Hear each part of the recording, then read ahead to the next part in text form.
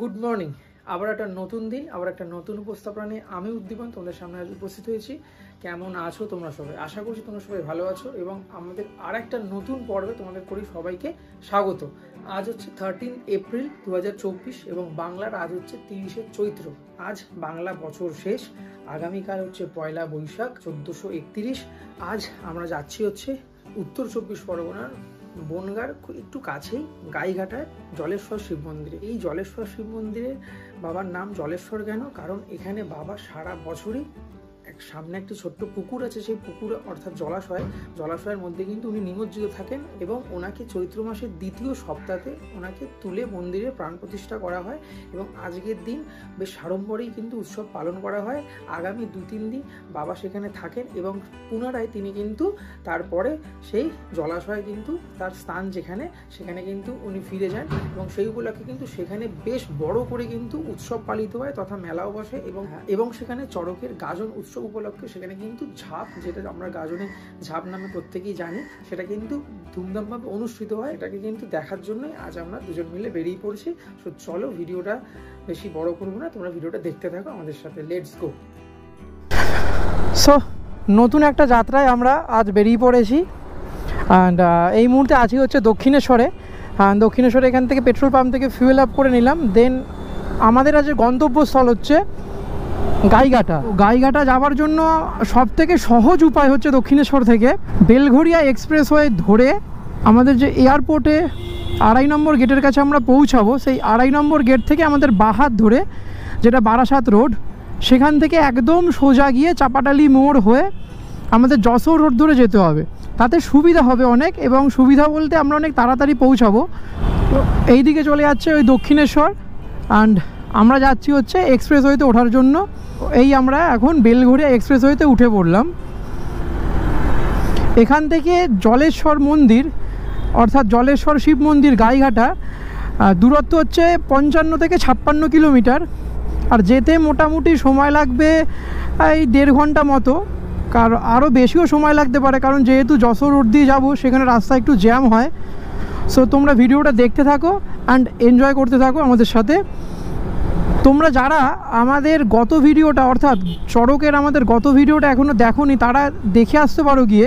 আমরা গত বছর চড়কে গিয়েছিলাম হচ্ছে কলকাতার মধ্যে, যেখানে একমাত্র চড়ক উৎসব পালন করা হয়, অর্থাৎ ছাতুবাবুর বাজারে। সেই ছাতুবাবুর বাজারের আমাদের একটা ভিডিও আছে চড়কের গত বছরের, তোমরা সেটা দেখে আসতে পারো।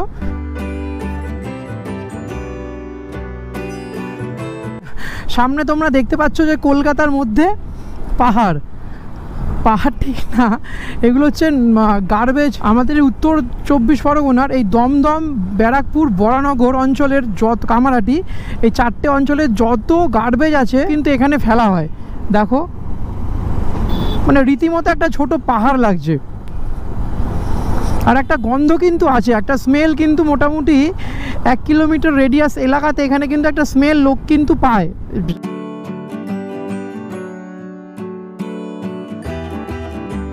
এই যে এখানে এই যে রাস্তাটা হচ্ছে, অ্যান্ড এই রাস্তাটা যখন কমপ্লিট হয়ে যাবে তখন এই বেলঘরিয়া এক্সপ্রেসওয়ে ডিরেক্ট কিন্তু কল্যাণী এক্সপ্রেসওয়ের সাথে কানেক্ট হয়ে যাবে।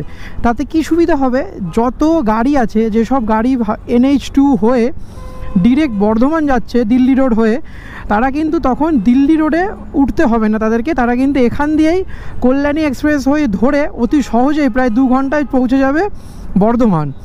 এবং তাতে কিন্তু দিল্লি রোডের ওপরে অর্থাৎ NH2 দুর্গাপুর এক্সপ্রেসওয়ের ওপরে একটু যানজটটা কমবে। তাই জন্য কিন্তু এখানে মোটামুটি বেশ ভালোই কাজবাজ চলছে। আর মোটামুটি আগামী 1.5-2 বছরের মধ্যে এই প্রজেক্টটা কমপ্লিট হয়ে যাবে।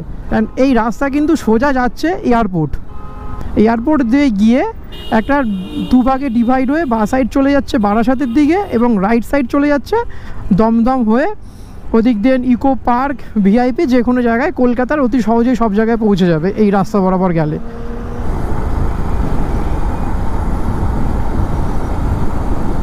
এই সামনে হচ্ছে NH34 যশোর রোড, আর এই যে রাস্তাটা যাচ্ছে এই রাস্তাটা চলে যাচ্ছে এয়ারপোর্ট বরাবর।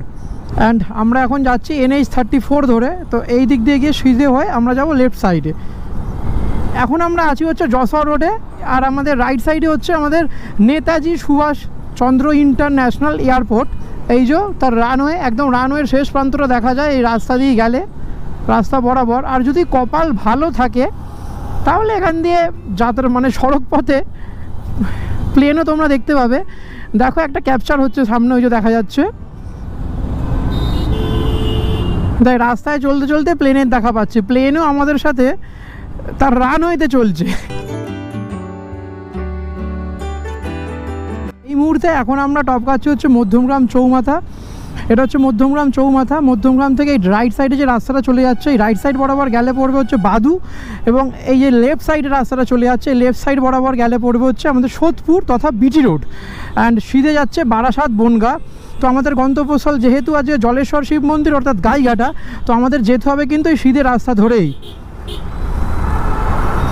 সামনে হচ্ছে এটা ডাকবাংলো মোড়। সো এই সিধে চলে গেলে এই রাস্তাটা চলে যাবে সোজা কৃষ্ণনগর, অ্যান্ড আমরা যাব হচ্ছে রাইট সাইডে।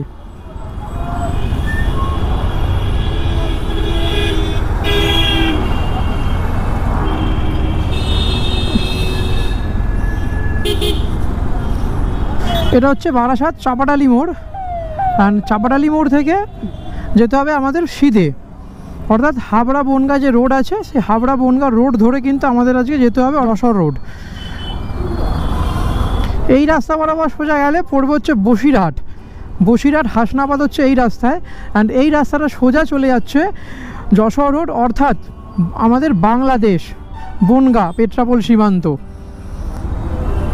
এটা কিন্তু খুবই ব্যস্তপূর্ণ একটা রাস্তা, অ্যান্ড এই বাদিকে এটা হচ্ছে বারাসাত বাস ডিপো। তো মোটামুটি বারাসাত থেকে পশ্চিমবাংলার সব কোণেই সংযোগ স্থাপন আছে এই বাসের মাধ্যমে, তাই জন্য কিন্তু এই এলাকাটাও খুব কনজেস্টেড এলাকা। এই মুহূর্তে আমরা আছি দত্তপুকুর বাজার সংলগ্ন এলাকাতে, তাই জন্য এখানে একটু ভিড়, এবং বাড়ি থেকে কমপ্লিটলি এখনও অবধি বাইক চালিয়েছি হচ্ছে 32 কিলোমিটার মতো, বাইকের ওডোমিটার অনুযায়ী আর কি। তাহলে হিসেব মতো যদি 32 কিলোমিটার আসি, তাহলে আর মোটামুটি আমাদের 20-22 কিলোমিটার মতো যেতে হবে এখান থেকে জলেশ্বর মন্দিরে পৌঁছানোর জন্য।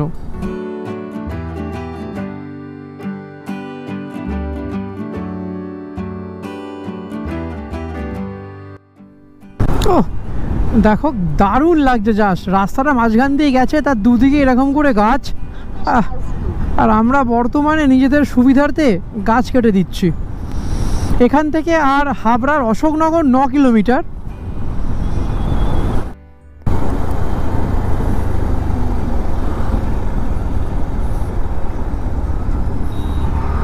আমরা জলেশ্বর শিব মন্দির যেতে যেতে প্রায় হাবড়া অশোকনগরের প্রায় 14 থেকে 15 কিলোমিটার আগে এত সুন্দর একটা পরিবেশ পেলাম।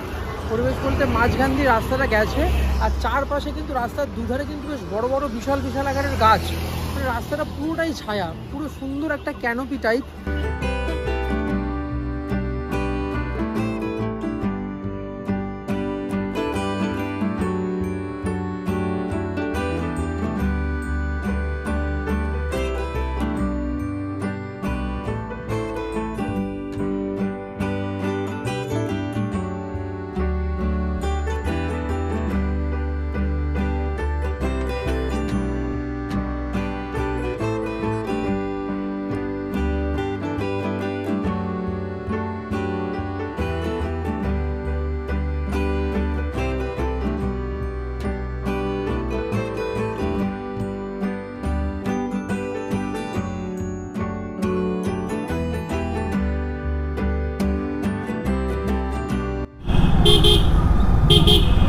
এটা হচ্ছে হাবড়া বাজার সংলগ্ন এলাকা, তাই জন্য বেশ জমজমাট এলাকা, বেশ ভালো ক্রাউড আছে। তো আমাদের এইরকম একটা মোড় পড়েছে, এই মোড় থেকে আমাদের যেতে হবে এই দিকে চলে গেলে সোজাসুজি বসিরহাট। হ্যাঁ, বসিরহাট চলে যাচ্ছে এইদিকে, এইটা চলে যাচ্ছে বনগাঁয়। এই জাতীয় সড়কের এখান থেকেই আমাদের বাঁদিকে যেতে হবে। এই যে বাঁদিকে এই যে রাস্তাটা যাচ্ছে এই রোড বরাবর বাঁদিকে আমাদের ঢুকতে হবে। এই জলেশ্বর চড়ক মেলা, মোড়টা তোমরা দেখলে, অর্থাৎ 34 নম্বর জাতীয় সড়ক থেকে যে রাস্তাটা বাঁদিকে ঢুকে গেল কলকাতা থেকে আসতে, সেই মোড়ের মাথা থেকে প্রায় 1 কিলোমিটার আমাদের কিন্তু সোজা আসতে হবে জলেশ্বর চড়ক মেলা তথা জলেশ্বর শিব মন্দির দেখার জন্য।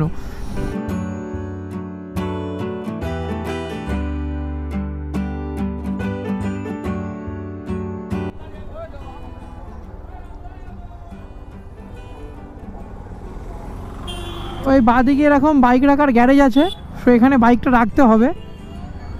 তো এই মুহূর্তে আমরা চলে এসেছি জলেশ্বর শিব মন্দিরের সামনে। এবার আমরা চলে যাব ঝাঁপ দেখতে। এখানে প্রচুর মানুষের ভিড় অলরেডি হয়েছে।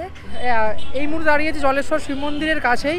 এই দিকে হচ্ছে জলেশ্বর শিব মন্দির, আর জলেশ্বর শিব মন্দির যেতে গিয়ে ঠিক এই সামনেটাতে একটা এরকম বড় মতো দিঘি আছে। সেখানে কিন্তু প্রত্যেক মানুষ অর্থাৎ ভক্ত এবং পুণ্যার্থীরা সেখানে কিন্তু স্নান করছে। স্নান করে এখানে জলেশ্বর শিব মন্দিরে বাবার কাছে যাচ্ছে পুজো দিতে।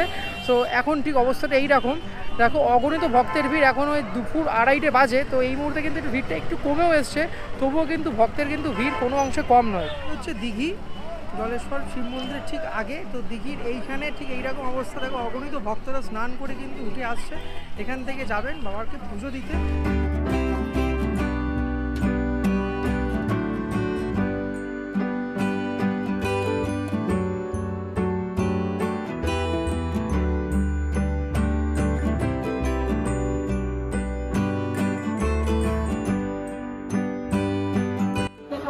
এই হচ্ছে জলেশ্বর শিব মন্দিরের নিকট যে জলাশয়, এই জলাশয় খুবই পূর্ণ এবং পবিত্র বলে মনে করা হয়। কারণ এই জলাশয়ের মধ্যেই কিন্তু বাবা সারা বছর নিমজ্জিত অবস্থায় থাকে। শুধুমাত্র এই চৈত্র মাসের 2য় সপ্তাহে বাবাকে এই জলাশয়ের মধ্যে থেকে নিয়ে গিয়ে এই মন্দিরে প্রাণ প্রতিষ্ঠা করা হয়। এবং সেই উপলক্ষে কিন্তু এই চৈত্র মাসে সংক্রান্তিতে বিশাল মেলা বসে, যা প্রায় 1 সপ্তাহ ধরে চলে।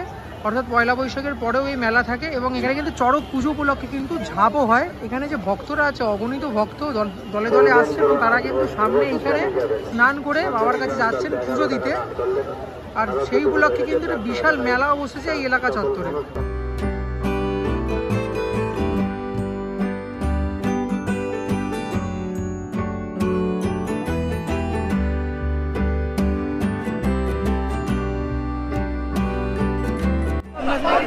স্নান করে এসে মাথায় একচুয়ালি কাঁঠাল বা ডাব নিয়ে কিন্তু এখানে উঠবে। এবার এখান থেকে কিন্তু ঝাঁপ দেবে ওখানে।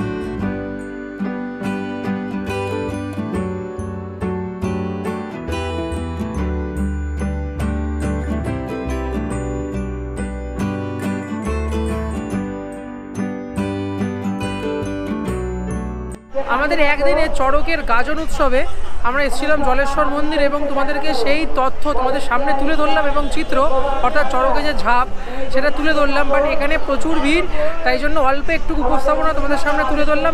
তবে এখানে অবশ্যই একদিনের জন্য কিন্তু এখানে আসতে পারো এবং এখানে এসে বাবা জলেশ্বরের শিবজিকে তোমরা পুজো দিতে পারো।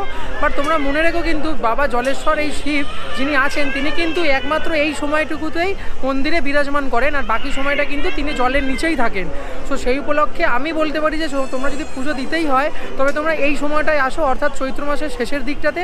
তাহলে তোমরা বাবাকে দেখতেও পাবে দু চোখ ভরে এবং পুজো দিয়েও মনে শান্তি পাবে। তো আজকের উপস্থাপনাটা আমি এখানেই শেষ করছি। দেখা হবে পরবর্তী দিনে এরকমই কোনো একটা ভিডিওতে। ততদিন তোমরা খেয়াল রেখো আর টাটা।